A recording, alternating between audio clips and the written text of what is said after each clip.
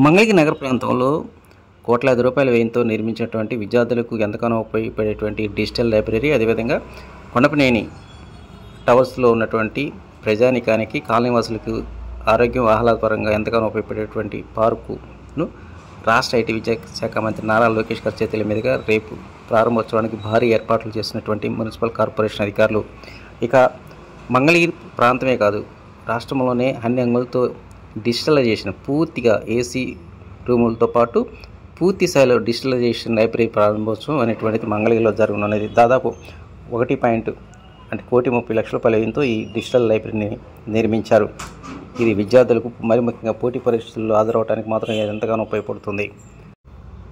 పోటీ పరీక్షలకు హాజరయ్యేటువంటి విద్యార్థుల కోసం 20 కంప్యూటర్లు కూడా ఈ యొక్క లైబ్రరీలో ఏర్పాటు చేశారు. ఇక రేపటి నుంచి విద్యార్థులకు, సాధారణ ప్రజానీకానికి ఈ లైబ్రరీ అందుబాటులో రానున్నది. ఇక మంగళగిరి బైపాస్ రోడ్ ప్రక్కనే ఉన్నటువంటి కొండపనేని టవర్స్లో మరి ముఖ్యంగా ఆ కాలనీ వాసులకు ఎంతగానో ఉపయోగపడేటువంటి ఓ భారీ పార్క్ అనేటువంటిది నిర్మించారు. 1.25 కోట్లు అంటే 1,25,00,000 రూపాయల వ్యయంతో ఈ యొక్క పార్కును మంగళగిరి తాడేపల్లి మున్సిపల్ కార్పొరేషన్ ఆధ్వర్యంలో నిర్మించారు.